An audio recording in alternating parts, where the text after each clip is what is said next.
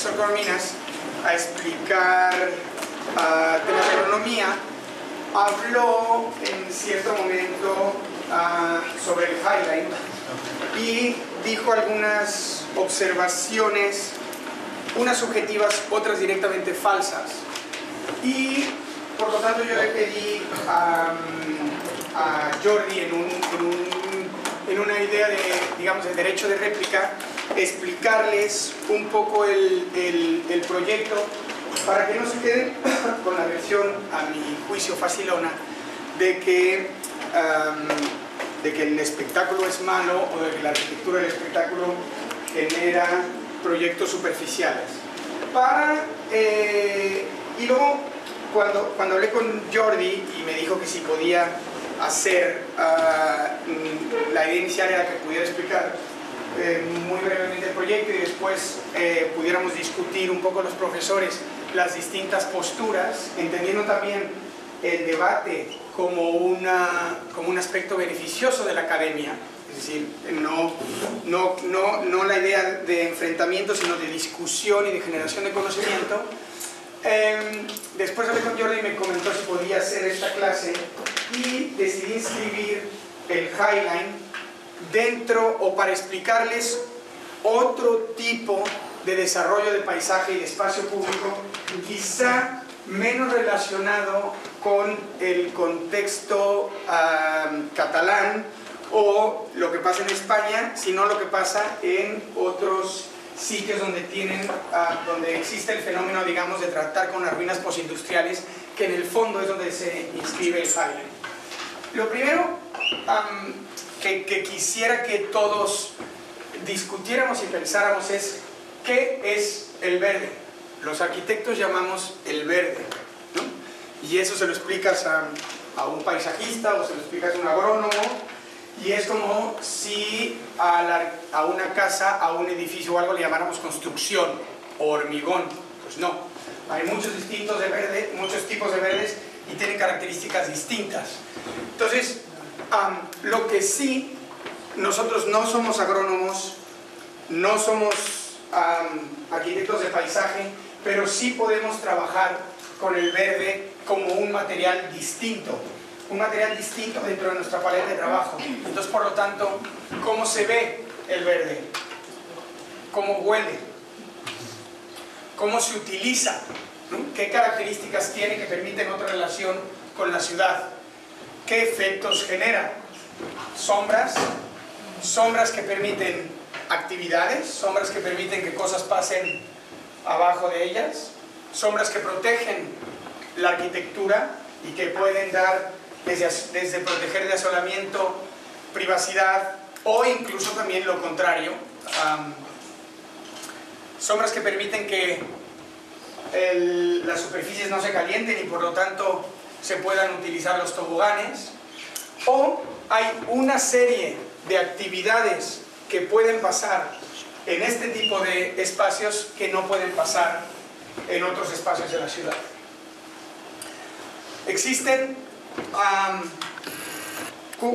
una de las cosas que discutíamos el otro día los profesores es que, y que lo hablé con mi grupo, es que si a ustedes les presentan un proyecto ahora imitando el Taj Mahal o el Partenón griego, todo el mundo estará de acuerdo en juzgarlo muy fácilmente que aquello es una aberración fuera de su tiempo. Esto se construye ahora. Estos son unos jardines en Tailandia construidos hace 10 años. Igualitos que Versalles, ¿no? La idea del paisaje en donde tiene que haber un plató, una altura alta para ver cómo el hombre domina el espacio. Son, en el fondo, la condición del verde como un objeto solo para ver. Y en ese sentido no es muy distinto tampoco de las versiones modernas. Esto es la terminal de Yokohama de FOA, y en el fondo también el césped es solo utilizado como un material decorativo que no se puede utilizar, que los accesos no lo permiten. O, ya dándole una vuelta más, esto es la biblioteca pública de Seattle de Rem Koolhaas, en donde ya automáticamente el verde se vuelve una pequeña jardinera y una moqueta. Una moqueta en donde no tiene ninguna de las propiedades más que la imagen. Y la imagen también existe en estas palmeras, ¿no? Esta es una empresa americana que lo que se dedica es a disecar palmeras para poner en shopping malls y que no cueste mantenerlas, porque es un rollo estarlas regando y estas cosas. Entonces, por lo tanto, las vacían, les ponen una estructura de metal dentro y las vuelven a sembrar. Esto es en Las Vegas y en Los Ángeles, y por lo tanto son jardines llenos de árboles que no tienen ningún mantenimiento, pero que tampoco tienen ninguna de las propiedades que se le pueden asociar a este tipo de especies. El verde siempre ha sido parte de la ciudad, existe en distintos contextos. Esto es Canadá y esto es la Ciudad de México. Esto es la jacaranda, un árbol de origen brasileño que en el fondo en cierta época del año pinta completamente la ciudad y también las vuelve más bellas al disimular algunas de las arquitecturas existentes. Y ahora relacionado un poco con el ejercicio que están haciendo del Parque del Escuchador, les quería enseñar un par de ejemplos de límites, ¿no? Del espacio público tratado a través de sus límites y cómo con pequeñas intervenciones en los límites se puede cambiar el contexto del parque. Esto es Bryant Park en una foto aérea de una serie que hizo el New York Times. Y Bryant Park, digamos, esto es Manhattan, esto es Broadway, esto es Times Square, ahí está Bryant Park, digamos, esto es, aquí arriba está Times Square, que lo veíamos en la sesión pasada. Esto es la Biblioteca Pública de Nueva York y todo esto es Bryant Park. Bueno, aquí tiene un acercamiento. Bryant Park era el antiguo, como verán en los siguientes ejemplos, en el fondo, Jordi Bellmunt lo explicó en el caso de Barcelona con los cementerios y el centro de Barcelona. En el fondo los parques, o gran mayoría de los parques urbanos, se han convertido en parques a través de transformar infraestructuras ya no necesarias, o para la producción o para la ciudad. Bryant Park era un antiguo tanque de agua, era un tanque elevado que administraba y que proveía de agua a la ciudad, y que Robert Moses tira y transforma en Bryant Park, que ha tenido varias transformaciones a lo largo del tiempo. El problema es, en los años 80, Nueva York era una ciudad tremendamente peligrosa y Bryant Park se había convertido en el centro de distribución de la droga. Esto es prácticamente inimaginable en la estructura de Manhattan actual y los niveles de seguridad de Manhattan.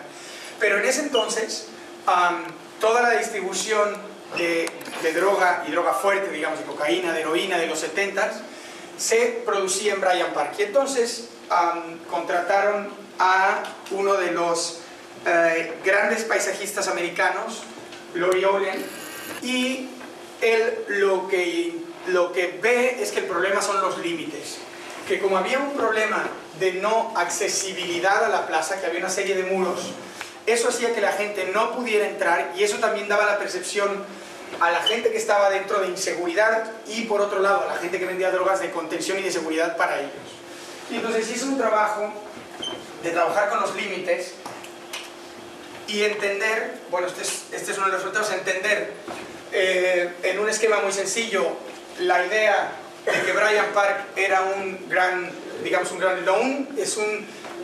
Los loans son muy comunes en la cultura anglosajona, no tanto en el sur de Europa, básicamente por el clima, porque es muy difícil tener un loan en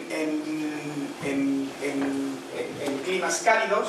Tiene que ver con humedad y con lluvia, y por lo tanto es solo un loan al que es el gran loan, al que se le provee se le quitan las barreras y luego se le provee con un ángulo de proyección de árboles altos que no interfirieran con la escala de la calle, ¿no? Entonces, por lo tanto, son estos grandes árboles altos, el lawn, y luego una franja inferior que en realidad no son solo unos árboles, sino que es una doble línea de arbolado. Entonces, la idea es que en el fondo tú tienes un gran espacio abierto, protegido por una franja doble de arbolado que lo protege de la densidad de la ciudad, que es también lo que permite toda la actividad, ¿no? Entonces se rompieron todas las barreras, se crearon estos accesos y se elevó la franja arbórea para permitir que la densidad urbana que existía alrededor pudiera acceder al parque, pero también controlarlo a una cierta escala para que se sintiera contenido y no sintieras directamente la relación con la ciudad. La densidad también permite que esto esté tremendamente ocupado, y entonces en la hora del lunch es muy distinta la cultura laboral americana que la europea o que la española. En Estados Unidos normalmente la gente para media hora para comer y regresa al trabajo, mucha gente come en el trabajo y a cambio reduce su jornada laboral y sale mucho más temprano del trabajo, ¿no? Entonces Bryant Park se convierte el núcleo intermedio, lo que no es el lawn, sino la franja intermedia, se convierte en este gran centro de actividad para la vida cotidiana de Midtown, de la zona de oficinas, y luego los límites y el lawn se reactivan a través de un elemento tan simple como es unas sillas plegables que tú puedes ir moviendo a lo largo del lawn, y por lo tanto el parque tiene un rectángulo de espacio verde, una doble línea de arbolado de límites y como activador solo un elemento que es la silla. Y entonces las sillas son sillas que tú puedes mover libremente y que la gente va acomodando para las distintas actividades dependiendo de la época del año. Cuando hay frío, la gente está más remetida; cuando sale el verano o cuando sale el sol. El invierno neoyorquino es parecido al invierno español y no parecido al invierno del norte de Europa. En ese sentido es un invierno soleado, es decir, hace mucho frío pero el sol lo ves y el sol pega y por lo tanto calienta. Y en otros días la actividad, el lawn se simplifica y la actividad pasa en los alrededores. Cine al aire libre en el verano, por la noche con la Biblioteca Pública de Nueva York de fondo, que por cierto tiene todo su acervo aquí debajo. Bueno, no todo su acervo, pero gran parte de su acervo.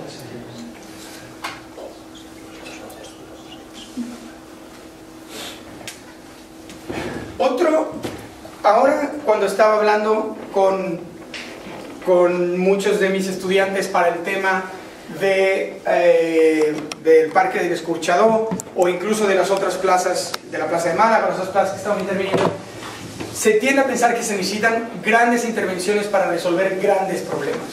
Y en realidad, a veces con pequeñas intervenciones se pueden solucionar grandes problemas. Esto es Boston, esto es el centro de Boston, esto es Back Bay, aquí está el campus de MIT, aquí está el campus de Harvard y aquí está el campus de Boston University, que es un proyecto del arquitecto catalán José Vicent. Entonces, el campus de Boston University es un campus lineal. Esto es el Charles River, esto es la ciudad de Boston, y en esta franja, entre dos autopistas, se construye el campus de la universidad, que en el fondo sigue la linealidad de las dos infraestructuras y que es un campus que tiene elementos bastante bonitos. ¿Cuál es uno de los problemas que tiene el campus? Aquí no se ve de forma tan clara, pero es lo que hablábamos de estar rodeado de dos infraestructuras. Y la más clara es la infraestructura Storrow Drive, que es esta avenida, que es lo que no permite que el campus de BU acceda al Charles River. Y entonces lo que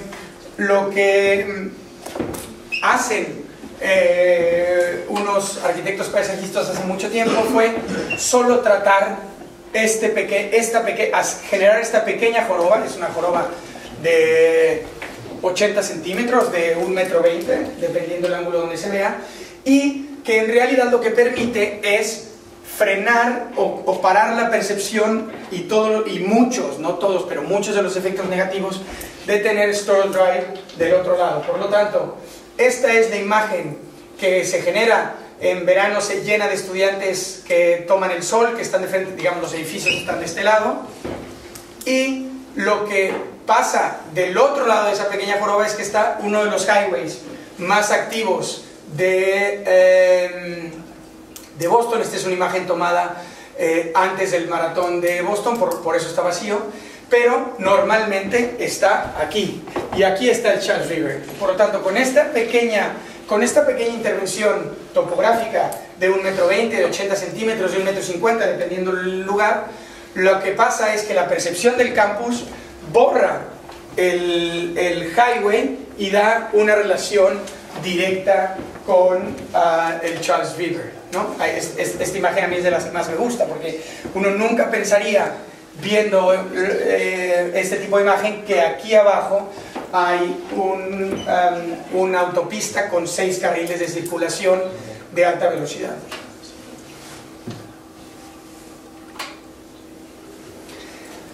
Y ahora sí, digamos, entrando en lo que en materia Highline, digamos, o para explicar en qué contexto se inscriben intervenciones como las del Highline. Es un fenómeno reciente, es un fenómeno común, y tiene que ver con cómo tratamos, en el fondo, de la misma manera que pasó con Bryant Park, cómo tratamos las infraestructuras, ya sea industriales o ya sea urbanas, que no tienen mayor uso. Este tipo de parques, que aún no nos sorprende ver, era para este tipo de gente, ¿no? Es decir, gente que se vestía así, y reyes que no entiendo por qué siguen existiendo en Europa, pero cuando en realidad esta es la ciudad contemporánea, ¿no? La ciudad contemporánea nada tiene que ver con esta vestimenta ni con esta escala, sino que tiene que ver con estos fenómenos y con esta escala. Y por lo tanto la producción de los espacios, esto es Sao Paulo, por lo tanto la producción de los espacios, esto es la Ciudad de México, y esto es Detroit, ¿no? Empieza, digamos, Detroit es quizá la panacea o uno de los mejores ejemplos de cómo, digamos, de las virtudes y los problemas de las ciudades industriales. Detroit crece brutalmente con la industria del automóvil, después la producción automovilística se vuelve global y se va a otros lugares donde la producción es más barata, y Detroit tiene una decadencia espectacular, que puede ser Detroit, puede ser el norte de Alemania, puede ser muchos lados. En Detroit lo que está pasando es que empiezan a haber sectores completamente abandonados de la ciudad, que la ciudad ya no tiene dinero para pagar, y por lo tanto están previstos cierres y cortes de electricidad para los siguientes años. Y por lo tanto, si tú vives en esta manzana y eres las últimas 2 familias viviendo, pues sabes que tienes 5 años para mudarte, porque la ciudad no se puede permitir llevar infraestructura, agua y luz para esta área, y entonces están cerrando sectores de la ciudad enteros que luego tendrán que ver cómo se transforman. Los sitios industriales se transforman a través de procesos de limpieza. El 90% de este tipo de sitios son sitios contaminados por la industria, por plomo, por cianuro, por distintos elementos químicos que se utilizaban para procesos industriales. Ahora, estos sitios, en muchas ocasiones, como vamos a ver en varios sitios, localizados en sitios estratégicos de gran importancia, tienen por lo tanto un valor urbanístico enorme, pero están contaminados, y entonces es ahí donde entra el paisaje, no solo como un elemento decorativo, sino como un elemento de regeneración y de limpieza. Esta es la primera etapa de un proyecto muy grande en Filadelfia que limpia una parte del parque, y estas son algunas de las estrategias a seguir, ¿no? Primero tiene que ver con una serie de especies, lo podemos podemos ver mejor aquí, ¿no? Este es también un sitio contaminado en el río Delaware, en Filadelfia, y por lo tanto la primera estrategia durante los primeros 4 años es hacer una serie de plantaciones que puedan ir limpiando los niveles de contaminación del sitio. Después se hacen franjas dependiendo de los niveles de contaminación del lugar, porque era un sitio fabril que tenía distintas partes de producción y por lo tanto, por ejemplo, aquí era la zona de recogido, de carga y descarga, no estaba tan contaminado. Se puede intervenir con otro tipo de paisaje y por lo tanto, con el tiempo, ir desarrollándolo para convertirlo en un sector más de la ciudad. Estos parques también no tienen que ser necesariamente parques recreativos. Muchos de estos espacios se pueden convertir en parques de infraestructura o parques que provean de electricidad y de energía a las ciudades, y este tipo de parques no necesariamente tienen por qué ser elementos aislados del convivio de las personas. También pudieran empezarse a mezclar lo que es producción energética con entretenimiento.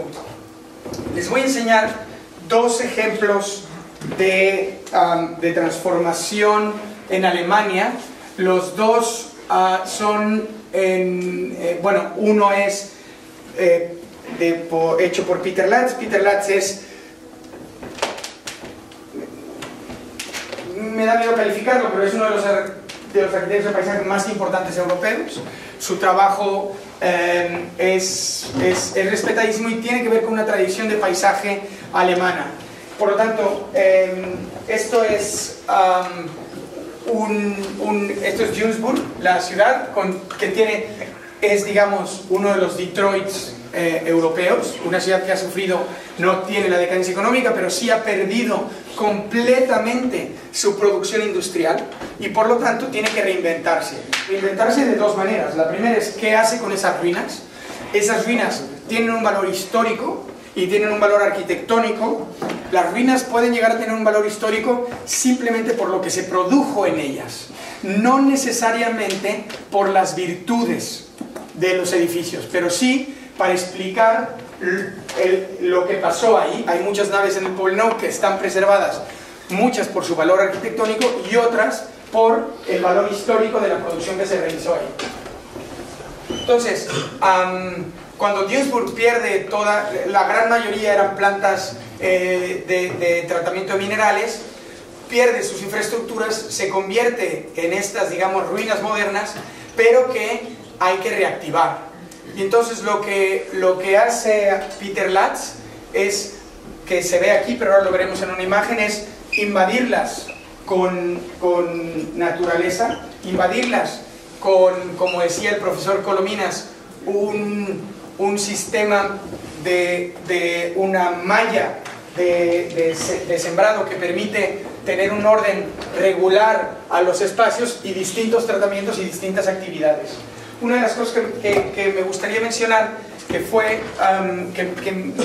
que quería comentar la clase pasada y ya no dio tiempo a hacerlo, cuando el profesor Colominas explica el sistema de plantación para el aeropuerto de Schiphol, no sé si se acuerdan, hay una parte muy interesante de ese proyecto que creo que es muy aleccionador, que es Schiphol, el aeropuerto, le pide a Weststate que haga una serie de espacios públicos y de parques para la gente, que ponga unos skate parks, que ponga unas canchas de baloncesto, que ponga etcétera, etcétera, etcétera. Y entonces, lo que hace Adrian Guss es decir, oye, ¿para qué ponemos unas pistas de baloncesto al lado del aeropuerto si ni Dios va a venir? Y entonces, esta malla corresponde a un cambio de estrategia en donde en vez de llevar las pistas deportivas, él dice, oye, hagamos una malla, no nos gastemos dinero, sembremos árboles aquí que no requieran ningún mantenimiento y después todo ese dinero pongamos las pistas cerca de la gente, pongamos las pistas de baloncesto cerca del centro de Ámsterdam. Entonces para mí es una parte súper estratégica del paisaje que tiene poco que ver con que si los árboles están bonitos o están feos. Es decir, oye, en vez de gastarnos el dinero aquí, acerquemos las pistas a la gente, y aquí, que solo pasan coches, hagamos una retícula que tenga que ver con el movimiento. Lo mismo hace Peter Latz. Peter Latz hace una malla con distintas estrategias de sembrado y de especies que permiten ir configurando lo que antes era un espacio de producción como un espacio público. Se intentan recuperar y tratar muchos de los vestigios y ruinas. Se trabaja con iluminación, que en realidad es una forma barata y simple de reactivar una zona. Y luego hay una serie de ruinas o de vestigios que son intervenidos, ¿no? Estos grandes muros se convierten en parques de escalada, son atravesados por toboganes, de tal manera que uno se tira desde allá, atraviesa el muro y sale del otro lado. Puede uno tomar loncho, en México decimos echar novio, que es juntarse con su pareja a hablar, y luego ver cómo la naturaleza va creciendo y invadiendo otra vez las ruinas.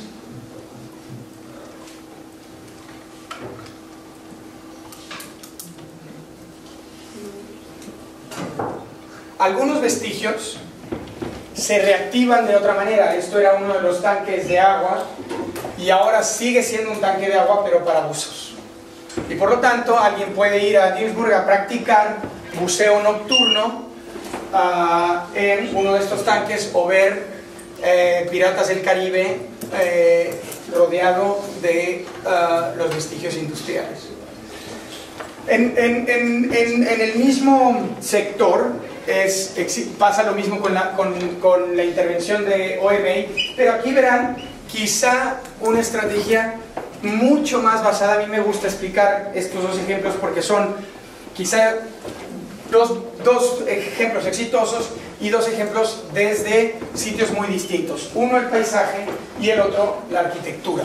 Y por lo tanto la intervención de OMA es una intervención muy buena, también basada mucho en el espacio público, pero que también genera un cierto peso sobre los elementos arquitectónicos, ¿no? Las intervenciones dentro de los edificios, ya sea escaleras, corredores, transformaciones de programa, ¿no? Es decir, esto es el plan estratégico de lo que va a tener ese nuevo campus. Hay intervenciones de OMA. Este es un edificio de Kazuyo Sejima, que en el fondo es una escuela de negocios, y luego intervenciones sobre los sitios de las plantas, ¿no? Entonces, por ejemplo, esto que era una planta de tratamiento se convierte en una gran pista de patinaje sobre hielo, o una serie de artilugios que a mi juicio quizás estos pueden ser más débiles, como ¿cómo le llaman aquí? ¿Ruedas de la fortuna? Norias. Pero otra vez, lo importante es programar. Es decir, hay una parte bien importante en los recursos de programación. El otro día, no sé quién haya tenido la oportunidad de ir al Matadero de Madrid. Y si uno compara el Matadero de Madrid contra las fábricas de creación de Barcelona, la actividad del Matadero de Madrid es espectacular. Y lo que pasa ahí es espectacular. Y lo que pasa contra las fábricas de creación de Barcelona, la gran diferencia es el presupuesto que tiene asignado Matadero para programar actividades. Entonces no deberíamos de pensar solo en el espacio público como algo que se construye y se deja, sino como algo que se administra. Y por lo tanto, Matadero o Solven o Duisburg tienen un esquema y una autonomía de presupuesto que les permite programar eventos que pueden ir atrayendo gente. También aquí hay intervenciones sobre las ruinas, y lo que era un tanque se convierte en una piscina donde se nos puede exhibir el amigo, donde puede uno ver lo que pasa en la piscina o el pie que se asoma. Las áreas contiguas se convierten en áreas de producción agrícola. en lo que llamamos, aquí no sé si sea el término correcto, huerto urbano, porque aquí no es necesariamente urbano, pero sí en huertos, y la naturaleza empieza a absorber lo que era la fábrica. En este contexto se escribe el Highline. Por lo tanto, el Highline no es un caso aislado, sino que es la recuperación de una infraestructura existente en desuso. ¿Por qué se construye el Highline? El Highline se construye, digamos, a finales de 1800, entre la 10ª y la 11ª avenida, y lo que pasaba es que llegaban todos los trenes a distribuir carga, y originalmente había muchos muertos en la 10ª avenida, que le llamaban la Avenida de la Muerte. Y, por lo tanto, es una vía de tren que no está, a diferencia, por ejemplo, de Chicago, sobre las vías, sino que está en medio de las manzanas. La desplazan en medio de la manzana con la idea de evitar que interfiera en la ciudad. Y al mismo tiempo, todos estos elementos fabriles podían tener acceso directo a la vía, por lo tanto, cargar y descargar. ¿Vale? Esto es Chelsea, esto es Port Authority, esto es Midtown, y toda esta parte era la zona industrial de Nueva York. Y durante muchos años el Highline se queda como una ruina. Y es aquí lo que explicaba. Yo no defiendo, o no me gustaría defender el proyecto porque trabajé en la oficina que lo hizo, o porque el diseñador tenga todos mis respetos, que los tiene, sino por lo que representa en su totalidad para la ciudad. Y por lo tanto, me gustaría explicar cómo se generó. Y esto lo dije brevemente, es decir, el Highline está abandonado, hay una serie, salen planes de la ciudad de tirarlo, porque el Highline está construido, como ahora vamos a ver, sobre propiedad privada. Por lo tanto, el Highline en realidad es algo que no existe claramente en Europa, que se llaman derecho de aire. En Estados Unidos hay la propiedad del suelo y luego los derechos de aire. Les pongo un ejemplo. Las Torres Gemelas que se cayeron, uno era el propietario del suelo y el otro era el propietario de los derechos de aire, Larry Silverstein. Por lo tanto, el mayor afectado fue el de los derechos de aire, porque le tiraron unas torres que él construyó que estaban en el aire. El dueño de la tierra, que en parte es Port Authority, y la ciudad de Nueva York, no estaba afectada, es decir, la tierra seguía ahí. Y la aseguradora le pagó a él por lo que se afectó de sus derechos de aire, ¿vale? Entonces, el Highline tiene propiedad privada abajo, calles públicas cruzándole abajo, y luego una restricción desde aquí hasta 7 metros de altura, que era privada, o que pertenecía al ámbito Highline. Y de 7 metros de altura para arriba, los derechos eran de la gente que estaba aquí abajo, ¿vale? Por lo tanto, ¿cuál era el plan de la ciudad? Ojo, para que por eso tengamos cuidado con las observaciones que decimos. El plan de la ciudad era tirar esto y construir edificios ahí. Que no existiera, ¿por qué? Y porque si yo tengo un terreno, si cualquiera de ustedes tiene un terreno en Vilassar, en Barcelona o donde quieran, tiene unos derechos urbanísticos que en principio son los derechos vuestros, y por lo tanto los derechos que le dan valor a su propiedad, que construyó su abuelo, sus padres o ustedes mismos con su trabajo. No mezclemos uvas con peras. Entonces, por lo tanto, cuando la ciudad quiere tirarlo y construir aquí grandes torres, los vecinos se organizan y convencen a la ciudad de que no hay que tirarlo. Pero no solo convencen a la ciudad, sino que le dicen, oye, nosotros nos vamos a encargar de recuperarlo, ¿vale? Y eso yo no lo he visto en ningún contexto europeo, por lo menos. Y es decir, mandan, en realidad estas fotos, que son unas fotos muy famosas, son unas fotos encargadas por los vecinos, para explicar por qué quieren salvarlo, porque nadie del resto de Nueva York entendía por qué querían salvar esa ruina ahí arriba. Entonces dijeron, oigan, suban, como no se podía subir por cuestiones legales, hicieron estas fotografías para enseñar lo que podía ser. Esta es la estructura. Estas fotos las tomé hace una semana, sigue estando en la misma condición y siguen existiendo lotes privados, en este caso pertenecientes a la ciudad de Nueva York, donde estacionan carros de bomberos y coches pasando por ahí.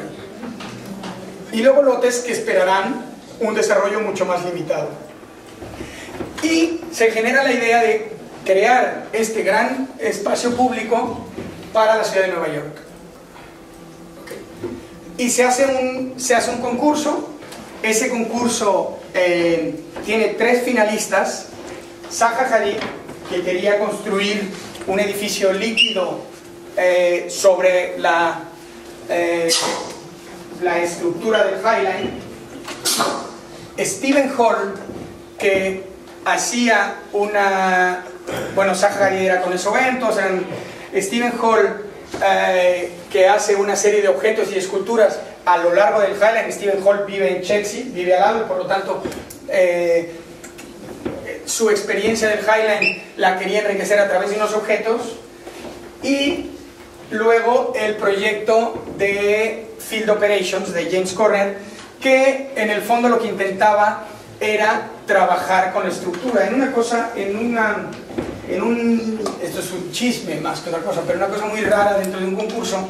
El New York Times publicó una semana antes de que se diera el fallo, publicó los 3 finalistas.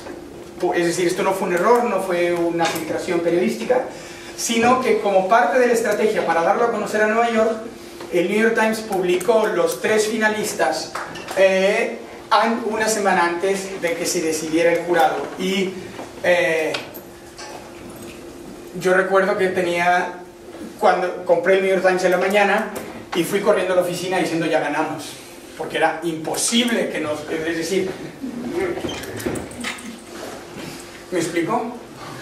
Y una semana después ganamos, en el fondo con una intervención mucho más simple, que lo que intentaba, y ahora lo explicaré, era reestructurar el High Line y crear una serie de actividades y unos recorridos. ¿Cómo es la pieza? ¿O cuál es la idea general del High Line? Y aquí, primer dato falso. El profesor Corominas dijo que tenía 42 prefabricados. Eso no es cierto. Es una falsedad. Es un dato que no sé dónde lo sacó. Y porque el High Line tiene 8 piezas y luego tiene bordillos y variaciones que tendrá unas 15 más. Y es como si decimos que en una estructura, si uno le da la vuelta al armado porque el estructurista pidió un anclaje específico, ya decimos que es una estructura complicadísima. El problema del High Line, y donde está el 80% de la alocación del presupuesto, otro dato falso, decir que el mantenimiento del High Line es equivalente a los parques del área metropolitana de Barcelona, no solo es una falsedad, es no hacer cuentas, digamos, es decir, no tener el más mínimo cuidado de ver qué significa ese dinero, porque el High Line, el costo del High Line por metro cuadrado seguramente es el doble por metro cuadrado que el del mantenimiento de un parque de Barcelona, pero tiene que ver con las normativas. Como un parque de Barcelona cuesta 50 o 300 veces más que mantener un parque de La Habana. Por lo tanto, estamos comparando cosas incomparables, cosas que no se pueden comparar. El 80% del presupuesto tenía que ver con reestructurar el High Line, con reestructurar la estructura. Los americanos son muy rigurosos con las normativas y a la que alguien se tropieza ahí te demandan por $80 millones. Y por lo tanto, el proyecto era hacer un pavimento, que este pavimento permitiera reestructurar el High Line y por lo tanto unir las distintas propiedades, y en vez de gastarse el 80% en esto, gastarse el 100% en los dos factores. Y luego, a través de ese pavimento, pensar en el tipo de estructura, en el tipo de espacios y la relación con el verde que puede haber. Uno es en donde el pavimento era el 100% y la única materia verde que existía era nula o crecía entre las rejillas. Otra en donde esta malla pudiera tener aperturas y reducciones y por lo tanto pudiera haber una relación 40-60, otras 50-50, o con condiciones en donde te permitiera bajar la topografía y caminar como si estuvieras caminando en medio de un pantano. Lo que se buscaba era tener condiciones que no podías tener en otras partes de la ciudad, y desde luego no en Manhattan. No solo en otras partes de la ciudad, en otras partes del mundo, digamos, ¿no? La idea de caminar entre bocetos, la idea de caminar entre distintos tipos de plantaciones, las relaciones, o cómo podías en cierto momento caminar, pasar por el medio del follaje de los árboles y estar en unas condiciones como si fueras, digamos, un pájaro, como si pudiera estar a la altura de los árboles. Y por lo tanto este era lo que permitía este sistema de placas. Se hizo un estudio muy grande de dónde, digamos, de las condiciones a lo largo de Manhattan, esto mide 6 kilómetros y medio, y ver las distintas condiciones para reaccionar a ellas con un tipo de plantación y de vegetación. La idea era trabajar con atmósferas, con tipos de plantas. Y aquí otra parte preocupante, porque es decir, yo pensé que el profesor Colominas estaba haciendo un juicio desde el punto de vista de agrónomo, ¿no? Es decir, oye, pues, y yo ahí sí es una materia que desconozco, ¿cuáles son el tipo de plantaciones y cuál es el problema con el tipo de plantaciones? Porque estuvo hecho por la persona, a mí no la mejor, porque eso no se puede saber, pero sí el profesional de mayor prestigio para el tema. Y entonces hay un sistema de plantaciones muy específico, una mezcla para que trabaje en las distintas temporadas, y eso creo que al final el profesor Colominas estuvo de acuerdo en que en el fondo, no sé si por lo menos en ese ámbito en el que él era experto, esto sí era correcto. Hay distintos hábitats, distintas especies, y esto es, digamos, esto era una comparación contra el tipo de parque existente en la ciudad de Nueva York y el tipo de parque, un parque, digamos, hecho en el siglo XXI, que ya contaba con muchas mayores condiciones, desde pantanos, agua, bosque, flora y fauna de distintas especies. Luego, esta imagen se retomó, creo que lo comenté en la sesión de hace 15 días, como parte de la intervención, como parte de la implementación del proyecto. Se hizo un concurso entre estudiantes y la chica que ganó era una chica que convertía todo el Highland en una gran piscina. Entonces la idea era que poder tener esta piscina en Nueva York, que esto no se pudo construir por normativa, y que pudiera ser también un área de patinaje en otra época del año. El Highland se programó para distintos usuarios, y entonces lo que se pensó, digamos, era en personajes, ¿no? Desde el marchoso hasta el hipster, hasta el intelectual o hasta el abuelo, y por lo tanto es cada uno de estos personajes qué tipo de actividades pudieran ir teniendo a lo largo del recorrido del Highland y distintas horas del día. Estos son los puntos de acceso. Los puntos de acceso fueron diseñados por Diller y Scofidio. Este es otro de los puntos que ahí me interesa tratar el tema ahora, digamos, en la discusión con Jorge, de la fama y de la distribución de los medios para las oficinas de arquitectura. El encargado del proyecto, el encargado principal es un proyecto de paisaje, y es la oficina de James Corner. Y claro, como los medios de difusión de arquitectura tienen mucho más peso que los de la difusión del urbanismo, del paisaje, porque son esfuerzos colectivos, mucha gente ha terminado por pensar que este es un proyecto de Diller y Scofidio, cuando en realidad ellos solo diseñaron, digamos, los elementos arquitectónicos de los accesos.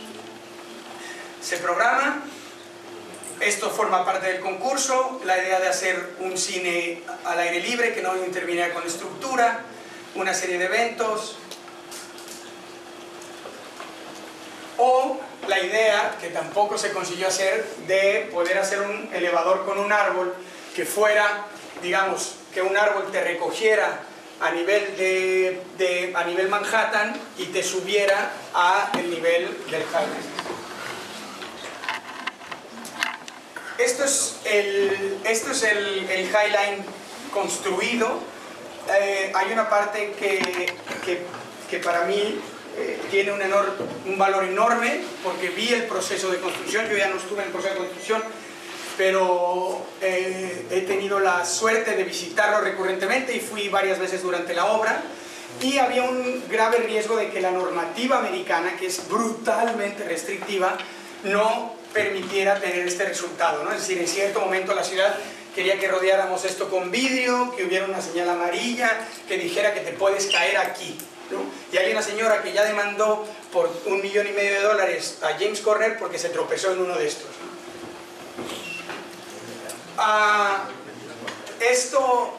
Este es el Highline en el contexto de Chelsea.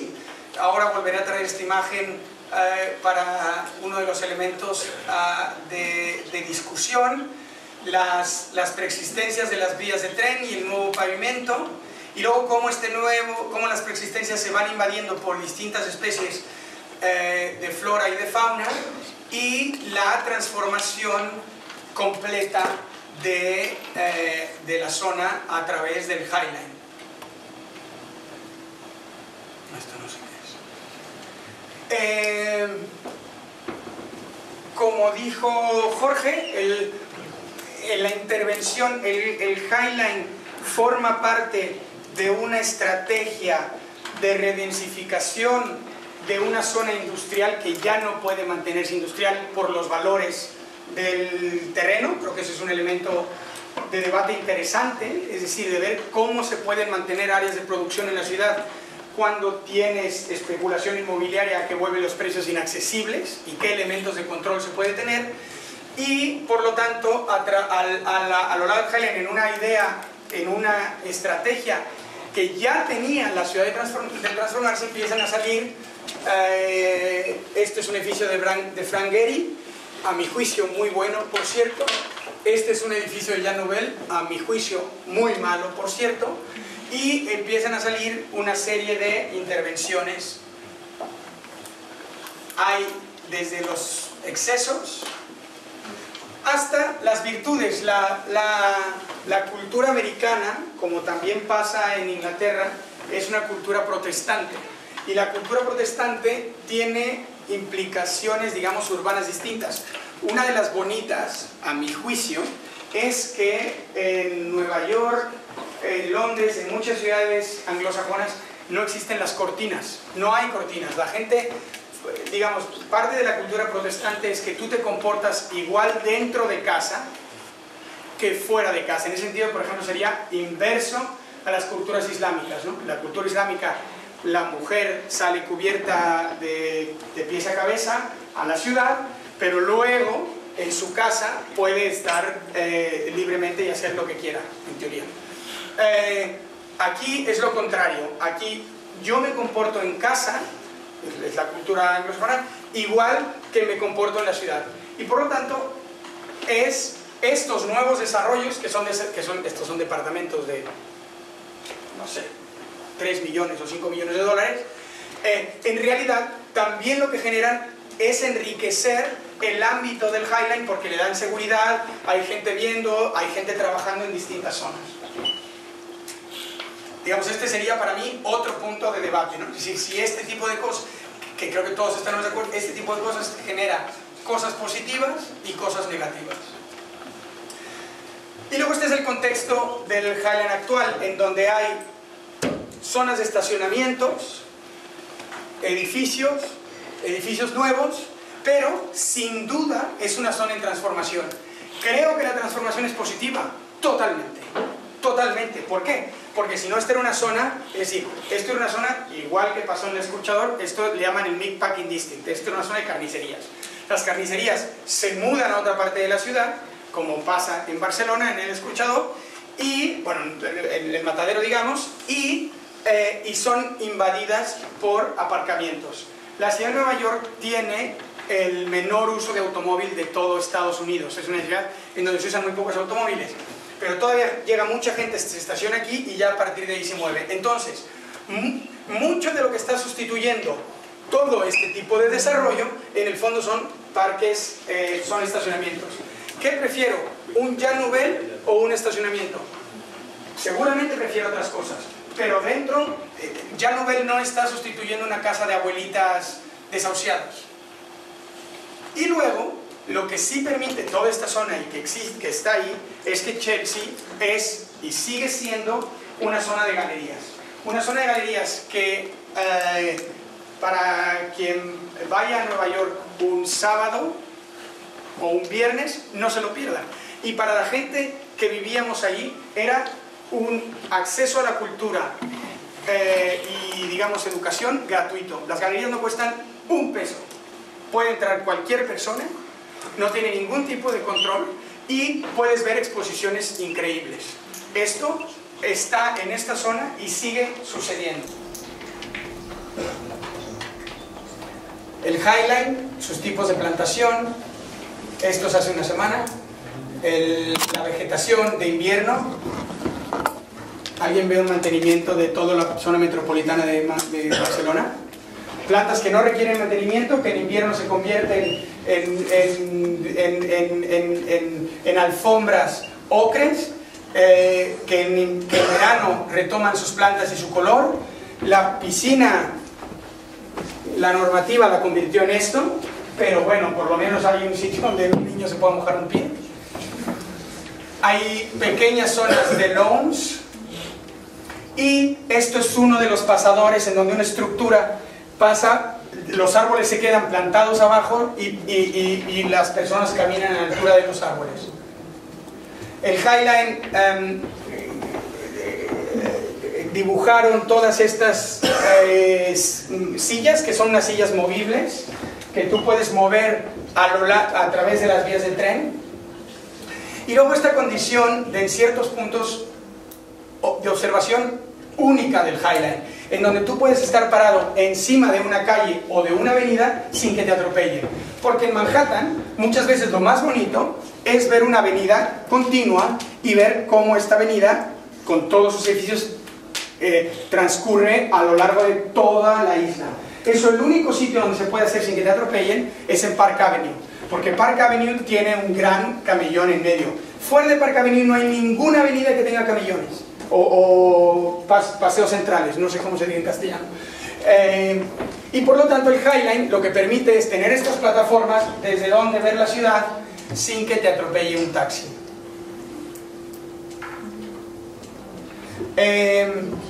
Una de las mayores quejas o una de las mayores, el Highline tiene el problema de ser el villano por famoso, y entonces hay mucha gente que lo critica por que está tan diseñado y el diseño. Y me sorprende que un argumento de esos se esboce en Barcelona, que da su característica por el diseño, pero es un argumento que yo no podía ver o que yo no podía discutir porque no había visto la parte no diseñada. Entonces la semana pasada, este es el final de la zona diseñada, la semana pasada estuve ahí y esta es la parte no diseñada. Y es una parte no diseñada que en fotografía puede parecer bucólica, pero en el fondo es una estructura temporal, porque aquí está, aquí viene todo un desarrollo tremendo, y esto es un juicio personal mío, no, creo que no, pero si el Highline hubiera sido de estas características, nada más de estas características, creo que no hubiera logrado tener la reactivación y el éxito que ha tenido. Que tiene excesos, sí y no. No es la Rambla, es un sitio tremendamente utilizado, pero tremendamente utilizado por la gente de la ciudad. Es un gran andador, es decir, hay turistas, porque en Nueva York siempre habrá turistas, pero no tiene el exceso de convertirse en un sitio ajeno a la ciudad. Por último, les explico un último proyecto que tiene que ver con reactivación urbana, y también para que vean que no que siguen pasando cosas y que se siguen revitalizando cosas. Les explico el parque del puente de Brooklyn. Esto es la zona de Lambo, este es el puente de Brooklyn. Allá al fondo está el Empire State. Y lo que era todo el frente marítimo de la zona de Brooklyn Heights era una zona de almacenes y de producción que entraban por el East River, ¿no? El East River era el que alimentaba de toda la industria. Esa industria se termina, aquí digamos, esta es la zona residencial, esto es Brooklyn Heights, se llama Brooklyn Heights por una cuestión topográfica, que esta zona de Brooklyn estaba más arriba de la zona del resto de Manhattan. Todo esto era un sector industrial que desapareció. Este sector industrial se muda de la ciudad por fenómenos ajenos a las herramientas de un urbanista y se generan estas naves de carga. Esas naves de carga en el 80% de productos de importación de baja calidad, hasta que terminan por estar abandonadas y la ciudad decide poco a poco ir recuperando ese frente marítimo. Lo que antes era una vía, una barrera, digamos, la ciudad se acababa aquí y no tenía frente marítimo porque nada más tenía aquellos sectores industriales. La ciudad decide reconvertirlo en un gran parque lineal, parte de los esfuerzos de Nueva York de crear parques lineales en sus shores, en sus límites con el agua, y por lo tanto lo que antes era inaccesible para el público se convierte en un gran parque. ¿Vale? Todo esto, aquí se acababa la ciudad. Aquí se acababa la ciudad. Y esto, toda esta parte es nueva. Esta es la zona del parque, estos son los accesos. Y esto es la primera zona del parque construido. Esto es como estaba hace una semana. Acá está Brooklyn Heights, esto es el Brooklyn Queens Expressway, y esto es un gran talud que existe aquí. Es un talud enorme, pero la idea es que en ciertos momentos poder contrarrestar el impacto de, este es el talud, digamos, desde el otro lado, para poder mitigar el gran peso que tiene la circulación ahí. Esto es también hace una semana, completamente activo. Hicieron un promenade por enfrente del agua y por lo tanto tú caminas, digamos, rodeado de agua. Hay los mejores restaurantes de la ciudad, particularmente de Brooklyn. Brooklyn ahora es tan caro como Manhattan. O sea, la mayoría de gente joven intenta vivir en Brooklyn, y Manhattan lo siente como una zona muy de oficinas y atascada de turistas, etc. Entonces la gente se viene para aquí. Esto es una feria con los restaurantes de la zona. Una de las naves lo convirtieron en pistas deportivas. Aquí pueden ver gimnasios y demás. Por lo tanto entras a la plataforma y estás jugando baloncesto con Downtown Manhattan de frente. Hay cine al aire libre completamente gratuito, o esculturas. Esto es un artista que hizo 2 trozos de la Estatua de la Libertad. Entonces en realidad aquí lo tiene, ¿no? Es el brazo y la falda, las replicó y las puso ahí. Ahora, y aquí viene otro punto de debate. El 50% de este espacio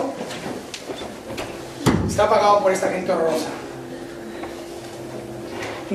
O, lo que es lo mismo, es un modelo muy distinto al europeo, que en el caso de la crisis española podemos ver que no es un proceso limpio, que la idea de que el dinero público siempre está gastado para el bien social es falsa, que tienen gobernantes construyendo aeropuertos con tal de egos personales, aeropuertos abandonados que hay que mantener, con lo cual el sistema americano es un sistema que tiene enormes defectos, pero que también potencia más al individuo. Y entonces esto es una asociación público-privada en donde, para que esta gente pueda construir en la diferencia topográfica que ya existía antes, tiene que donar parte de los beneficios para construir el parque.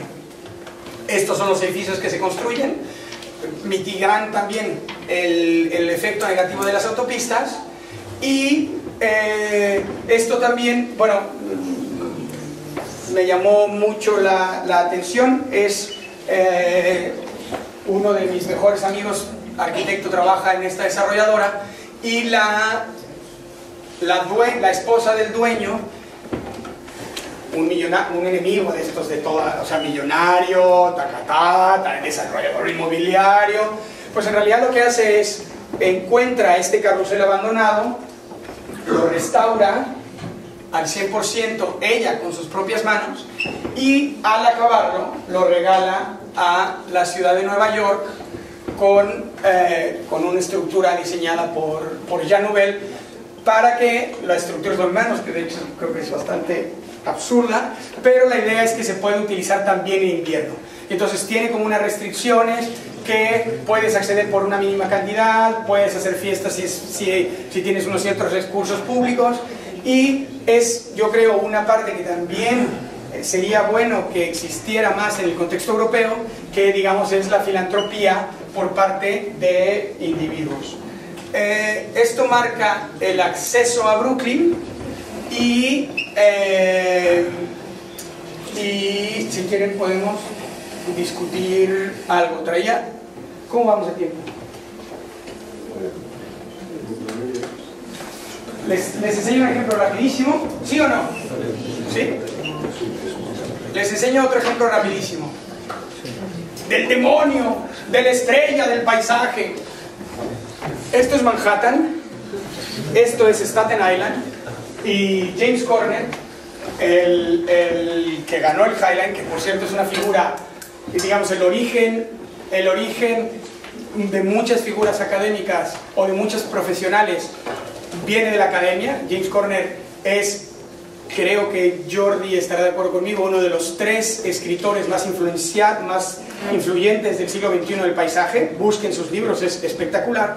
Y luego, después de la academia, funda su propia oficina. Y a mí lo que me parece interesante es la comparación entre, digamos, lo que es un personaje muy famoso del Star System del paisaje contra el del Star System de la arquitectura. Esto es Fresh Kills, era el antiguo tiradero de basura de Nueva York, y se va a convertir en un parque 2.5 veces más grande que Central Park. Es decir, lo que era el antiguo vertedero, ahora será un parque metropolitano. Ahí tienen la escala del parque contra la escala de Manhattan. Te lo explico muy rápido. Ahí está Central Park, esto es Fresh Kills, y la idea es convertir lo que era un antiguo vertedero de basura.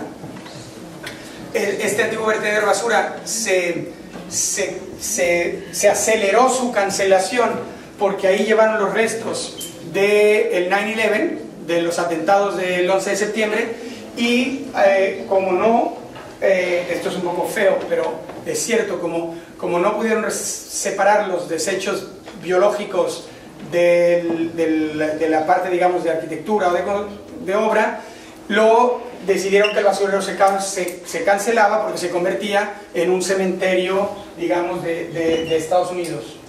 Esto es la idea de Fresh Kills, es convertirlo en un parque metropolitano. Es decir, Central Park es para mí el hito del parque urbano, pero Fresh Kills es la idea que sea metropolitano. ¿Por qué urbano? Hay actividades que están prohibidas desarrollar en Central Park. No puedes ir en bicicleta de montaña, no puedes jugar golf. Ya sé que esto suena super snob, pero en Estados Unidos es muy común. A cambio, Central Park tiene actividades que ustedes no se lo podrían creer. O sea, si ven la lista de actividades y se meten en la página web, hay gente que tiene sus caballos en Central Park. Hay ricos que viven enfrente de Central Park, donde vivía John Lennon, se cruzan su caballo en la mañana, dan una vuelta, de los establos regresan, hay piscinas, hay de todo. Pero hay una serie de actividades que están prohibidas y por lo tanto lo que era el antiguo vertedero de basura se va a convertir en este gran parque metropolitano con una serie de distintas actividades muy relacionadas para empezar con la reconversión ecológica. El 80%, es decir, a lo que yo me refiero es que esto es la arquitectura de paisaje. Estos son la misma oficina que puede reaccionar con una estrategia muy similar en términos de paisaje en un contexto urbano, pero cuando se trata de un contexto metropolitano, el trabajo es de ecología, de recuperación de plantas, la basura va a producir energía, bueno, eso no es mérito de ellos, la basura produce gases, esos gases o se tratan como energía o explotan las áreas cubiertas, eso pasa en todas las plantas. Pero lo que quizá es interesante, esta es una imagen posible. Si crece el nivel del agua, Manhattan tiene una gran parte en Midtown que se inundaría. Entonces la idea de Staten Island y de Fresh Hills es tener una estrategia con distintos niveles de hundimiento. Recuperación de especies, programas y actividades, es decir, todas las cosas que se van a poder hacer aquí que no se pueden hacer en otros parques. Bicicleta en montaña, agronomía, caballos, golf, relación con las plantas. Y luego esta es la última parte, que también fue un concurso que ganamos en la oficina, que fue el memorial de las torres de 9/11, que en realidad era construir en tierra la sombra en el momento en que las torres fueron golpeadas, ¿no? Entonces esta es una y esta es otra, es el ángulo de las torres, y desde ahí, de donde podías subir en ángulo directo con donde estaban las Torres Gemelas y ver con los aros de iluminación que siguen proyectándose la ceremonia. No más. Debate o digamos discusión. A mí la parte que me hace mucho ruido o que me preocupa dentro de un recinto académico es pensar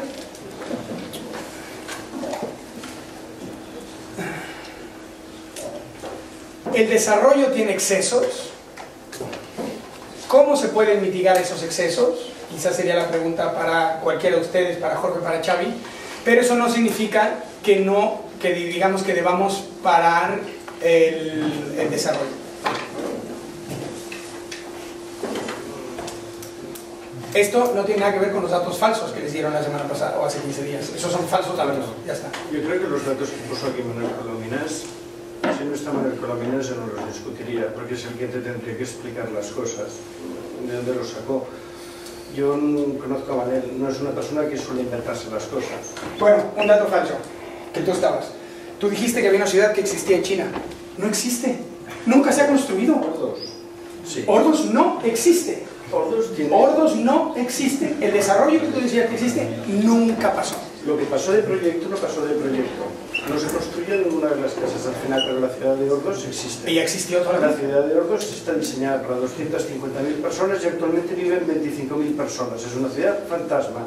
Está en los documentales del país, está publicada diversas veces en el Babelía, precisamente... Donde no tenía que ver ningún arquitecto estrella. Bueno, ha habido alguno, el chino, bueno, incluso ha habido varias cosas, sí. Y entonces lo de Ordos es una cosa montada por el Willy, es una cosa bastante difundida, es una cosa que ha tenido que ser independiente. Por tanto, no es una cuestión. La ciudad fantasma de Ordos, esas 100 y pico, digamos, promociones hechas, contratando a arquitectos emergentes estrellas con la idea de si esto luego sale, pues tengo mi montada mi pequeña siendo con los pequeños valores europeos, que si crecen, digamos, se revalorizan, es una operación, digamos, que está ahí. Puede verse de muchas claves, eso es cierto. ¿Es la especulación mala? No, no necesariamente. Cualquier ciudad, digamos, especulación quiere decir expectativa. Y una ciudad sin expectativas no es una ciudad buena. Hagámosles la pregunta inversa a la High Line. Si la High Line no hubiese sido tan exitosa, habríamos dicho que era una buena operación. probablemente habríamos dicho que no. Y en ese sentido, digámoslo así, sobre el diseño de la Highline, yo creo que, independientemente de lo que cuesta más o menos, podríamos discutirnos sobre las virtudes o no virtudes del proyecto, sobre su modernidad o su no modernidad. Podríamos discutir de muchas cuestiones. Luego hay la cuestión anexa de la discusión inmobiliaria alrededor. Digámoslo así, de alguna manera. Eso de explicar, digamos así, la presencia de Gettys, Nouvelles, etcétera, y de un montón de firmas del Star System. Bueno, quizás eso explica, digamos así, los procesos de coste. ¿Por qué no se hace la Highline, digamos así, como un paseo donde la gente pueda, digamos así, ocupar una infraestructura con menos coste y se hace una infraestructura más costosa? Bueno, en parte porque lo que se está esperando de colocar al lado es una cosa que se espera con más coste. No, eso es cierto. No hay ninguna relación. La única relación que existía entre el Highline y la especulación inmobiliaria, que lamentablemente no sucedió, es que la ciudad de Nueva York estaba dispuesta a permitir mayores niveles de construcción si dentro de los edificios se podían construir accesos al Highline. Es decir, los accesos del Highline, ¿cuál es el principal problema del Highline? Los accesos. Porque esto es una vía elevada que está sobre aceras. Y si tú construyes una escalera sobre la acera, pues la acera ya no puede pasar la gente. Entonces, tuvieron que encontrar una serie de recovecos, que lamentablemente no pasó. Por ejemplo, la idea era que los edificios aledaños al Highline, muchos de ellos muy feos. Pero siempre había defendido que se conectasen los edificios. Esa es la idea. La idea es que tú pudieras acceder públicamente. O sea, que el edificio tuviera un acceso completamente público e independiente, no controlable, de tal manera que tú pudieras acceder al Highline públicamente, y a cambio de eso los dejan esto. Los desarrolladores no quisieron, porque tienen unas reglas muy distintas. Esto ha pasado en Nueva York. ¿Todo el mundo conoce el Seagrams? ¿Sí? Quien no, búsquelo. El Seagrams tiene un número de plantas más elevada porque si tú donabas una plaza a la ciudad, si tú regalabas una plaza a la ciudad te dejaba construir más pisos. Esa plaza tiene unos términos legales bien restrictivos, que fue lo que no permitió que el Highline fuera más. Es terreno privado de mantenimiento privado para acceso público. A ver si me explico. Yo soy el dueño de la plaza, yo la tengo que mantener, pero tengo que dejar pasar a todo el mundo. Les pongo un ejemplo que lo conocerán. Voy a hacer una precisión. La normativa de 1964 de Nueva York no es que te permita construir más alto, te permite redistribuir el volumen en altura. O sea, te permite lo que el bulk envelope original te permite si abres una plaza adelante, una titularidad privada, puedes situarlo en altura. No es que te permita construir más. Te permitía construir, no, falso otra vez. Te permitía construir en mayor altura y te daba un bonus. Se llama Inclusionary Zoning. Hay un libro en la biblioteca de Gerald Caden, quien quiera buscarlo lo puede buscar. No, te daba un bonus. No es cierto que fuera la misma cantidad. Es un bonus el 22 cuando construyes. Se lo copiaron de Nueva York. Y lo pueden ver. Gerald Caden, búsquenlo, es un libro que está en la biblioteca. Gerald Caden, Inclusionary Zoning. Entonces, sí te daba un más. Te daba un plus, te dejaba un porcentaje, dependiendo de qué, a cambio de que fuera público. ¿Dónde hay un buen ejemplo y que influye en su vida cotidiana? La tienda Apple de Manhattan, abierta 24 horas. ¿Por qué la tiendas Apple empieza con las tiendas abiertas 24 horas? Porque está construida en una de esas plazas. Y para que se pudiera construir en esa plaza, si recuerdan imagen, es un cubo de vidrio. Porque tenía que ser completamente transparente y tiene que estar ese cubo de vidrio abierto 24 horas, porque es la legalidad que dice que es terreno privado, pero público. Entonces ellos dijeron, bueno, es terreno privado a través de la calle, de acceso público a través de la calle. Yo abajo puedo hacer una tienda privada. Hicieron una tienda privada, pero tenía que tener acceso abierto y sin ninguna interrupción público, y por lo tanto lo trataron como una escultura. ¿Me explico? Entonces, bajo ese mismo esquema, que tiene unas restricciones muy altas de normativa, que intentaron implementar, creo que de manera poco exitosa, en el 22 @, porque no daban los beneficios que tendrían que generarse, lo que hicieron en Highline y los socios dijeron que no. Ahora, si tú haces un proyecto aquí y 3 manzanas alrededor, viene Gary y construye un edificio, ¿es problema tuyo? Eso, pues no, o sea, si quieren controlamos el mercado y decidimos qué puede hacer un profesional y qué no puede hacer un profesional. Además yo creo que el edificio de Gary es un buen edificio, que eso sí pudiéramos hablar, de edificios más autónomos o menos autónomos. Eso estoy completamente de acuerdo, pero no podemos decir que un parque exitoso es el generador de un estilo de especulación negativa, porque son fenómenos que no controla ni siquiera la ciudad, ni siquiera los vecinos del Highline. ¿Me explico? Ahora cambio. ¿Ese edificio de Frank Gehry da dinero para mantener el parque donde yo paseo gratis? Sí. Sí. Y lo da de buena fe. Pudiera no darlo. Pero es una industria que dona dinero a Friends of the Highline, porque creo que les expliqué, el parque es igual que Central Park, administrado de forma privada, sin ganar dinero. Entonces,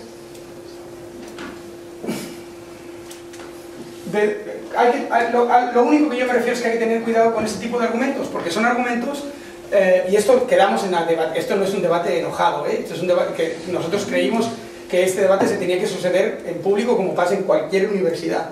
Que tiene excesos, sí tiene excesos. ¿Cómo se controlan esos excesos y cuáles están a la mano nuestra y cuáles no? Eso sería para mí mi pregunta.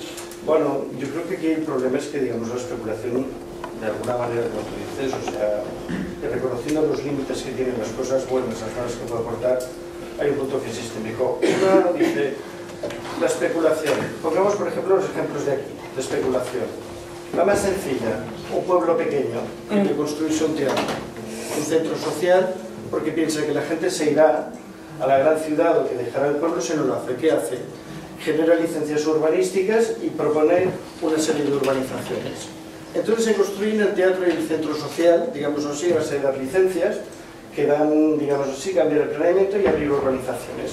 Quien dice urbanizaciones dice parques industriales, dice pequeñas zonas delante de los núcleos. Todos habéis recorrido Cataluña, que habéis visto que en cada pueblo pequeño se le endosa, digamos así, su polígono industrial y se le endosa, digamos así, sus urbanizaciones en la entrada. ¿Por qué? Porque eso paga centros sociales, eso paga polideportivos, eso paga colegios mejores, etcétera, etcétera. Ahora, la pregunta es que tenemos 1000 pueblos, tenemos 1000 centros sociales. En España hubo un momento en el que cada pueblo pequeño también hacía licencias urbanísticas y concedía y hacía nuevos desarrollos simplemente para poner un museo, porque pensaba que un museo traería visitantes. Y pensaba que al traer visitantes hacía esto. Digamos así, conseguía, eso es bueno, eso es malo, bueno. ¿Dónde está el origen de ese problema? Mira, esto es como el chiste de las carretillas que le explicaba el Xavi, que es ese chiste que explica el Sise. Estamos en un lugar donde tú dices, los obreros estamos todos sospechando que aquí alguien roba. En una obra se sospecha que se roba. Entonces cada día al mismo obrero que sale con su carretilla, clac, clac, clac, clac, clac, le cogen, le registran, le miran y buscan lo que tiene ahí. Durante toda la obra no le encuentran nada. El último día se descubre cuál es el entuerto. Lo que está robando son carretillas. Dicho de otra manera, lo de la Highline, oh, ¿es malo que construya Gehry? No, no es malo que construya Gehry, no es malo que construya Nobel, no es malo que construya, es malo que den dinero al parque para su... Yo decía, ¿cuál es el problema? Yo decía, ¿cuál es el problema? Si son todos... ¿Cuál es el origen del problema municipal? ¿Cuál es el origen del problema de las obras? Pues financiamiento, no, financiamiento municipal, no es urbanístico. Y mientras el financiamiento municipal dependa de las obras, o tienes obras o no tienes salarios para pagar el... Déjame ponerte un ejemplo, o sea, de la misma manera... Mira, un ejemplo de exceso. Sí. Esto no es un render. Eso no es un render. Bueno. Eso está construido. Y es para que no parezca que yo defiendo ahora todo el desarrollo. No. Esto es acumulación de airlines, que le pusieron un límite. Es que no saben cómo se ve, ¿eh? Sí, pero lo que yo quiero decir, digamos así, sobre la especulación es que se ha convertido en algo sistémico. Algo sistémico. Es decir, por ejemplo, la nueva estación de Sants. El operador ferroviario, Adif, para poder construir la nueva estación de Sants, ha de construir un hotel, ha de construir unas oficinas, ha de construir un montón de cosas, y entonces va a cascarse sobre la estación de Sants, la va a duplicar de tamaño, tapando las calles, todo lo demás. Te quedas preguntando, oye, El gestor ferroviario no debería hacer dinero vendiendo billetes, haciendo que los trenes llegasen, facilitando servicios. ¿Por qué ha de ponerse a hacer centros comerciales, hoteles? Bueno, hay una cosa que se llama el entrenamiento, el equilibrio financiero, que dice al final, para que no pague nada tiene que compensarse todo, y entonces al final un gestor ferroviario tiene que ponerse a hacer un montón de locuras para poder construir una nueva estación donde en realidad lo único que quiere hacer es poner unas rampas largas donde quiere hacer una serie de cosas, pero se ha acabado convertido en un agente inmobiliario dentro de la ciudad como otro cualquiera. 22 se hace el plan especial de infraestructuras. El plan especial de infraestructuras añade prácticamente 0,2 metros de techo o 0,3, con lo cual las densidades del 22 se van a promedios del 2,8. 2,8 es más que esto. Entonces la pregunta es, desde el ayuntamiento se dice, bueno, gracias a esto el ayuntamiento no paga la urbanización, la pagan todos los privados. Luego te quedas pensando, bueno, en realidad aquí la pagan son los vecinos porque les acabas endosando al lado un proyecto de mucha más densidad que el resto de la ciudad. Por tanto, al final, ¿quién paga los proyectos? Entonces tú puedes decir, bueno, en la Highline las cosas en sí, particularmente una a una, no son malas. Tú has hablado, por ejemplo, de la idea de filantropía. La idea de filantropía que explicabas, digamos, dentro de la Highline, que dentro de los parques se mueve, es un tema antómica de la cultura protestante. No hay seguridad social, pero hay filantropía. Dicho de otra manera, yo hago un porronazo de negocio haciendo iPads a $2 en China, pero luego me permito el lujo de ser filantrópico. Y ese es un mal sistémico de la cultura. Que también lo hace Amancio Ortega. Sí, también lo hace Amancio Ortega, y entonces son parte de las cuestiones del capital. Hombre, eso es especulación. O Isidro Fainé, ¿eh? Sí, dices, hombre, eso es especulación. Dices, claro, llega un momento en el que si dices, se lo planteas de esta manera, no podrás hablar de especulación.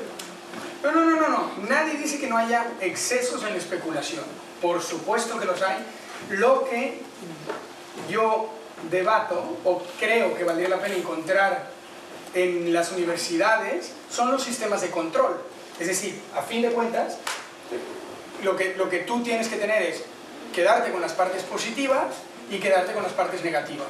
Vamos a poner un ejemplo. Ahora yo te la pregunta, digamos, así opuesta, sobre la Highline. Imagínate que la Highline simplemente le hacen unos accesos, permiten que la gente suba arriba, permiten que la superficie sea recorrible. ¿Se habría puesto franquería al lado? Sí, claro. ¿Seguro? Es que se está poniendo en Brooklyn. Hay 8 proyectos de Frank Gehry. Hay 8 proyectos de Frank Gehry en Manhattan.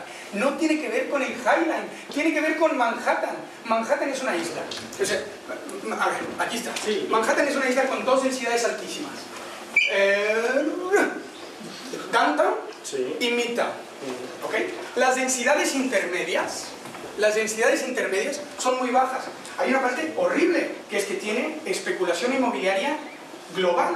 Eso es una cosa espantosa. Entonces llegan chinos, rusos, mafiosos españoles, empresarios, todo el mundo a comprar aquí, ¿vale? Y entonces estas densidades se van aumentando. Hay edificios de Frank Gehry, hay un edificio en Brooklyn, pasa en todos lados. Ahora, la pregunta inversa: ¿se pudo haber abierto el Highline con unas aperturas? No cumplía normativa. Es decir, dentro de Estados Unidos, tan aberrante, es decir, eso, tan aberrante como miles de normativas de aquí que ya empezaron a lidiar cuando acaban. ¿Se podía? No se podía. ¿Es el Highline culpable, elemento de la especulación? Para nada. Es un esfuerzo de la gente de al lado que sí ha tenido, sin duda, efectos negativos. Sí, si efecto negativo decimos que esté lleno de gente. ¿Cuál es el argumento final de que esté lleno de gente? Solo unos tienen acceso. ¿Cuál es el efecto final contra la Rambla? ¿Que solo vengan turistas ricos? ¿Como turismo de calidad? O sea, pero el argumento es turismo de calidad, porque es un argumento tremendamente antidemocrático. Y es decir, que ellos, estudiantes o que no tienes dinero, pues no puedes ir a Londres porque vas a tener que ir porque no eres turismo de calidad. No, Eduardo, a ver si me entiendes. O sea, lo que estoy queriendo decir es, o sea, el diseño de la Highline sí es otro. Pero la Highline no participa, o sea, deja el diseño. La Highline participa en los efectos negativos. Me gustaría más hablar de algo que desconozco completamente, como es SANS, por ejemplo. ¿Sí? Oye, pues quiero pensar quiero pensar que hay una parte de lo que llaman del equilibrio financiero que o se hace así o no se hace. Eso, si estamos gobernados por la gente correcta, que ese es otro factor, menos, debería ser así. Es decir, oye, solo lo podemos hacer porque o lo hacemos así o no lo hacemos. También porque es importante esta discusión, ustedes formarán parte de esto, o sea, ustedes les hablarán, ¿van a hacer el concurso de Sans o no? Les va a hablar un cliente para hacer una torre en la Plaza de Europa. ¿La van a hacer o no? Bueno, como tantas otras cosas hacer, al final hay un planteamiento muy grande. La cobertura de Sagrera, por ejemplo, de las vías, ¿quién la paga? ¿Quién la paga? Pues la pagan los nuevos desarrollos que están colocados al lado, lo cual significa que has de acabar colocando más densidad, lo cual significa que para crear un parque lineal que justifica lo que está poniendo las bandas, has de incrementar todos los aprovechamientos privados exponencialmente. Bueno, entonces tú dices, bueno, le subo mucho más el aprovechamiento privado y entonces eso paga la cobertura de las vías y así los vecinos de los dos lados están contentos. Dices, pues bueno, es una mecánica de una forma de hacer y de pensar la ciudad. Tú te vas a Escandinavia y un centro social no lo pagan a base de crear nuevas urbanizaciones, sino que hay una sociedad potente detrás que dice, no, esto lo construimos porque toca. Y entonces lo pagan a través de sus impuestos. No lo pagan a través de crear plusvalías y equilibrios económicos. Lo que quiero decir es que parte de nuestro sistema está viciado. Veo cuando estás explicando las cuestiones, vicios similares, donde digamos unas cosas refuerzan a las otras. Que en Manhattan, digamos, pasen estas cosas, pues bueno, probablemente tiene más sentido. Además, Manhattan, si ya es una imagen de estos 150 años, eran todo casitas. Y entonces tiene un proceso de crecimiento, digamos, que precisamente explica eso. A mí me acuerdo que en China explicaban que a un promotor le permiten por cada torre que construye ganar el mismo dinero para construir, que recuperar la inversión inicial y poder construir 2 torres más. Porque lo que querían era que los promotores privados pudiesen construir mucho y así subir el parque de vivienda, etcétera, etcétera. Y entonces, ¿cuál es? Bueno, el coste es generar una clase súper rica que genera muchísimo dinero, porque ese muchísimo dinero es capaz de generar resolver mucho el problema de la vivienda. Bueno, yo creo que las sociedades más débiles especulan más, de alguna manera, y las sociedades más fuertes, digámoslo así, controlan muchos más sus espacios. Es distinto. No creo que la High Line sea buena ni mala en ese sentido. Simplemente creo que en un momento determinado hay una operación global sobre Chelsea y se dice, pues bueno, vamos a reactivarlo, vamos a ponerlo en sintonía con otras partes de la ciudad, vamos a hacerlo de la misma manera que aquí en un momento determinado se toma esa decisión sobre el Rabat. 20 años más tarde, cuando todo está lleno de hoteles, uno puede juzgar si los mecanismos han sido los correctos o no. Y es ahí donde está la discusión. Que la High Line sea un éxito es una cosa que nadie te va a poner la cosa. No. Y Chelsea no. Si los residentes de Chelsea dentro de 10 años se han tenido que ir todos, porque la presión sobre el suelo, porque los propietarios que apoyaban el proyecto inicial han conseguido, digamos así, una revalorización global tan potente que expulsa a toda la gente, eso en Europa tiene una cuestión que lo denominaríamos que socialmente nos parecería delicado. Se llama gentrificación. Eso ha pasado en Nueva York, y ahora quizá vale la pena escuchar alguna opinión. Eso ha pasado en Nueva York independientemente de los proyectos, y se potencia incluso. Es decir, todo el mundo ha oído de la Factory de Andy Warhol, del Soho. Ahora el Soho es la cosa más horrible. El Soho es el Rabat, el Soho es las Ramblas, el Soho es horrible. Van puro turista ruso, nadie de Nueva York quiere vivir ahí, departamentos de no sé qué, pero también hay movilidad, es decir, y esto se mudó a Chelsea. ¿Tiene que ver con el High Line? Yo creo que no, porque ha pasado en Chelsea, está pasando en Brooklyn. Brooklyn ahora está hiperdesarrollado, es tan caro como Manhattan. Hay gente que la expulsa y hay gente que la mueve. Yo les explicaba a mis alumnos, por ejemplo, que eso forma parte de las estrategias de reactivación urbana de Estados Unidos, en donde se crean distritos de arte. Le llaman Art District. Y entonces, si tú estás en un Art District, que puede ser que fue tipo Soho en su momento, lo que tú produzcas ahí no paga impuestos. Y entonces, si tú eres pintor joven, porque tampoco vamos a ponernos en que todos son especuladores grandes y no sé qué, te mudas ahí, lo reactivas y durante un periodo no pagas impuestos sobre tus pinturas o sobre no sé qué. ¿Tiene ese lado positivo? Lo tiene. ¿Qué lado negativo tiene? Muchas disqueras de Beyoncé, no tengo ni idea, estoy inventando un dato, se mudaban a esos distritos porque si inventaban una canción ahí y la registraban ahí no pagaban copyrights sobre ella. Y una enorme salvación de impuestos. ¿La estrategia es mala? No. ¿Hay que controlarlo? Sí. ¿Qué se controló? Solo si eras 5 años después de graduarte podías entrar como artista joven. Si ya tenías un disco de ciertas ventas, ya no podías entrar. Entonces, yo creo que es un fenómeno, que no parezca que lo defiendo, solo creo que es ajeno a esto y que pensar que un arquitecto es generador de ese tipo de especulación, pues es súper riesgoso porque no es del todo cierto. Bueno, a ver, hay dos cuestiones. O sea, yo creo que el arquitecto, la especulación económica la hacen más bien los promotores que los arquitectos, o digamos determinados agentes. O sea, especular significa sacar un bien a un valor y sacarlo a 3 veces su precio, digámoslo así, sin que haya un diferencial, digámoslo así, en las operaciones. Digamos, es un beneficio que hasta cierta comilla, cuando tú dices que es excesivo, lo que estás diciendo es que es ilegítimo. Pero eso depende del rango de beneficio. Entonces controla el rango de beneficio.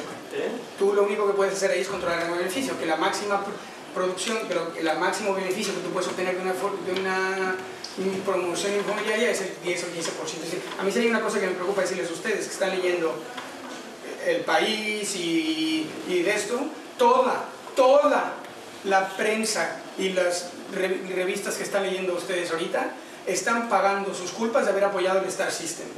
Y están diciendo que lo bueno es ser un tipo de colonialismo casi, que allá se lee de otra manera, de irse a Latinoamérica a salvar tribus no sé qué, construyéndoles un centro cívico. La construcción es una industria que da trabajos a miles de personas, miles, y nosotros somos parte de esa industria. Chiquita, aunque nos creamos no sé qué, porque Acevillo contaba una historia bonita que Renzo Piano diseñó la cubierta del aeropuerto de Kansai y Renzo Piano comió, Acevillo comió con el alcalde y los constructores de esto, y Acevillo, que era el arquitecto en CAP de Barcelona, que basa mucho en diseño, le dijo, oye, ¿qué tal Renzo Piano? No sé qué. Y el otro le dijo, ¿quién es Renzo Piano? ¿Cómo que quién es Renzo Piano? Pues el arquitecto del nuevo aeropuerto, no sé. ¿Quién? No, es que... el que hizo la cubierta. Es decir, dentro de la mente japonesa es el que diseñó el techito de una operación hiper compleja. Entonces yo lo único que sí, por lo menos yo quisiera dejarlos con ese mensaje, a ustedes están ahora invadiéndolos de una cultura anti-Star System, me refiero en los medios, que ellos promovieron. Que yo cuando yo llegué aquí me tocó 2 años de fiesta, ningún proyecto, y luego la borrachera. Entonces a mí cuando escuchaba a un arquitecto mayor decir, ay, es que ha habido excesos, tú has hecho excesos y a mí me está haciendo pagar tu resaca porque yo llegué a la fiesta y llegó la policía luego, ¿no? Entonces, a mí esa es la parte que me preocupa, porque que las generaciones jóvenes se formen con esta idea en Europa, ahora de la crisis, es en Europa, en otras partes del mundo se está diciendo otra cosa, completamente. Y que tiene que ver con esto, y con eso termino, no me explico muy bien esa torre, rompe completamente el esquema de Manhattan, es brutal. Y pienso que quizá en 50 años, o en 100, todo Manhattan va a ser así. Y que quizá lo que a nosotros nos parecía horroroso, pues termina siendo el DOP, ¿no? Blade Runner o lo que sea, o que quizá lo hacen para poder competir con China, no lo sé, pero que hay que saber reaccionar a nuestro momento y cuidado con la versión de la arquitectura que les afligen a ustedes. Bueno, yo sobre esta versión de la arquitectura, yo sí hay una cosa que al margen de la revista Star System creo que hay que defender. Y es, digamos así, que el arquitecto tiene una responsabilidad superior que la que ha ejercido en los últimos años. Es una cosa que hay que reivindicar. O sea, reivindicar, digamos, el papel del arquitecto como personaje responsabilmente, o sea, con cierta responsabilidad social. Durante los años de la bonanza que ha habido aquí, el arquitecto nunca se ha implicado, digamos, en estas cuestiones. Por eso ha tenido tanto prestigio social. Pero bueno, ahora digamos así las cosas están cambiando, evidentemente no es irse a una cosa, no es irse a lo contrario, es tomar un punto medio. Por tanto, un punto de equilibrio. ¿Qué pensáis vosotros? Tú decías algo sobre la vivienda hace 15 días. Sí, pero como un caso muy puntual. No sé, yo creo que no saco ninguna conclusión de lo de hoy, porque el hecho en sí, o sea, son como pequeños detalles, pero creo que es un problema global y que acaba con esto último que estabas diciendo, que yo creo que el arquitecto sí que tiene que ser un responsable y de la sociedad. Que el otro día, bueno, con mi compañero comentábamos, hacíamos una reflexión de si el urbanismo, o sea, que siempre hemos entendido que el urbanismo era como una manera de transformar la sociedad, pero que quizá era la sociedad la que hacía transformar al urbanismo. Y entonces es como que no llegamos a ninguna conclusión y dijimos, bueno, quizás que es una cosa paralela, que el urbanismo y la sociedad caminan a la vez. Entonces, ahora en este mismo momento, yo por ejemplo soy muy partidaria de siempre que la arquitectura esté relacionada con la sociedad, etc. O sea, contraria totalmente a la especulación y tal. Pero ahora digo, quizá, si yo que estoy tan en contra siempre de la propiedad privada, no sé qué, pues realmente a veces funciona mejor que la pública, si realmente está negativo o no. Bueno, es decir, que creo que tengo más cabos ahora en la cabeza que antes, pero que quizá eso es bueno. Esa es mi opinión. ¿Tú qué opinas? A ver, depende del modelo que se aplica. Has expuesto los ejemplos de cómo se hace una intervención en un parque público mediante un promotor que cede un terreno, y entonces vemos cómo hay una relación, y es cierto que, por ejemplo, estamos viendo que en espacios públicos, tanto en Cataluña como en nuestro entorno, que está pensado en clave de la especulación de, bueno, abaratamos costes solamente a cambio de conseguir que un arquitecto de no sé qué firma, que es muy importante, va a tener un Pritzker, le damos un edificio, nuestra ciudad gana en supuesto valor arquitectónico, pero realmente ni responde a las necesidades de la propia ciudad, que es la clave que tiene que dar el urbanismo, ni responde a ningún tipo de necesidad. Entonces no sé si esta forma de proceder que tenemos hoy en día, igual hay que mirar un poco afuera. Habéis puesto el ejemplo de en Escandinavia que se construyen centros sociales porque toca. Encima creo que has usado esa frase. En Estados Unidos hay una cooperación entre la parte pública y la parte privada.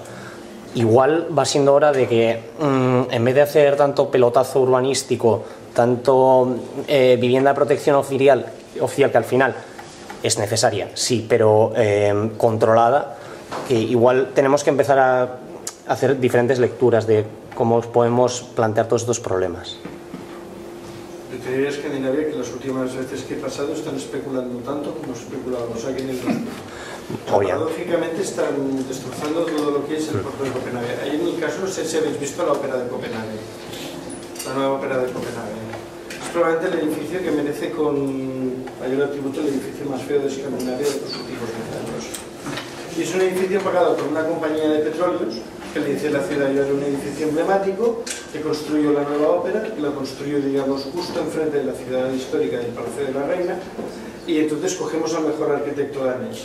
Cuando entra a trabajar Henning Larsen, que en ese momento está considerado el mejor arquitecto danés, el director de la empresa petrolífera le dice: bueno, ya te diré yo qué materiales vas a poner, ya te diré yo cómo vas a hacer el proyecto. Entonces, claro, al final resulta que lo que hay es una compañía petrolera construyendo su imagen en una ciudad pública, hipotecando la imagen pública de la ciudad a base de hacer una operación que en principio es filantrópica. Bueno, eso de la filantropía vamos a ver hasta dónde pasan las cosas. Pero yo soy muy sospechoso con la filantropía. Cuando estaba en Nueva York, ciudad que me encanta, ciudad que defiendo, ciudad que, digamos, creo que tiene un alto grado de cosmopolitismo y de riqueza, siempre me fastidió que cuando iba en el metro todo era haz caridad, haz caridad, haz caridad, haz caridad. Todos son compañías. ¿Por qué? Porque renuncian, digamos, a la idea de la justicia social. El sistema que tú hablas, que es el sistema de los protestantes, es un sistema que al final dice: si te va bien en la vida, tienes que mostrarlo porque Dios te ha bendecido. Y entonces, sí, es así. Si leéis a Max Weber y la ética protestante, lo que explica es que los católicos disimulamos mucho con la pasta, mientras que los anglosajones no, porque es culturalmente una forma de expresar que han sido bendecidos, digamos así, por Dios para salvarse. Porque como no pueden ni confesarse de estas cosas, entonces en la ética del trabajo esto se transforma en que el éxito, digamos así, se exhibe. Y entonces en el mundo católico no, en el mundo católico todo pasa de forma más oculta.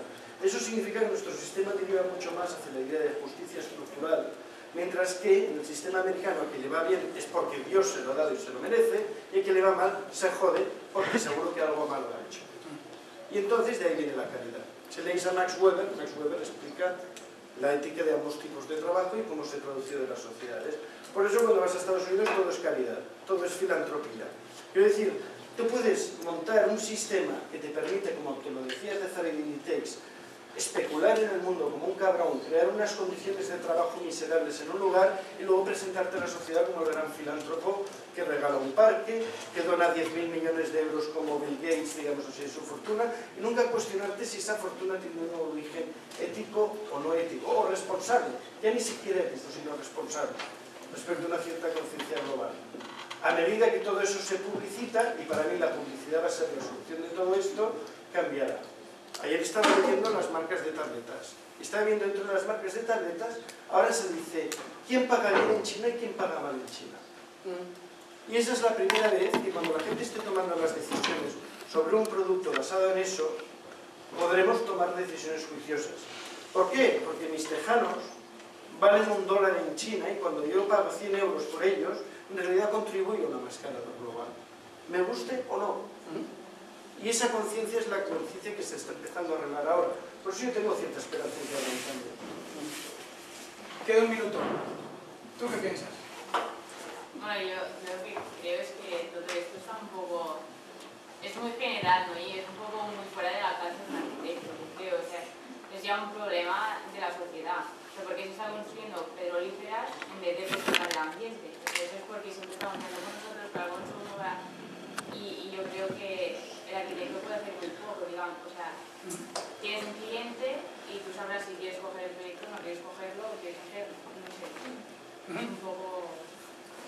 A ver, yo nada más como conclusión con lo que decía de Ordos. De todos los arquitectos llamados, solo uno no lo cogió, que fue Teddy Cruz. Teddy Cruz no lo cogió, le llaman on moral basis, ¿no? O sea, como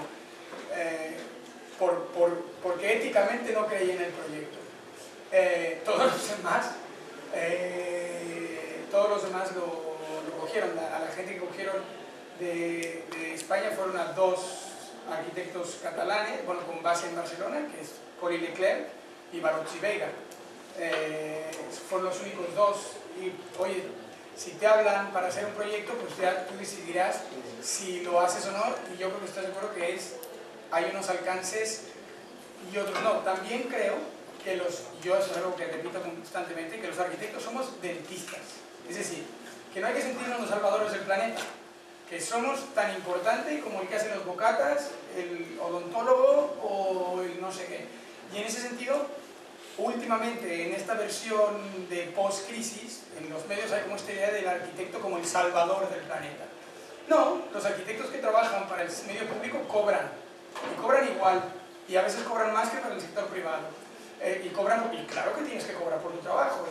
¿Me explico? Entonces, yo además creo que tiene que tener claro en qué mundo se implican, y yo, casualmente, solo para que tomen en cuenta eso, las 3 intervenciones de ustedes 3, las 3 estoy completamente de acuerdo, y las 3 tienen un nivel de conocimiento muy alto. Entonces yo creo que ustedes tienen que formar sus propias decisiones y en base a eso ver en qué mundo profesional se incrustan. Por mí ya, si quieren nos vemos la siguiente semana.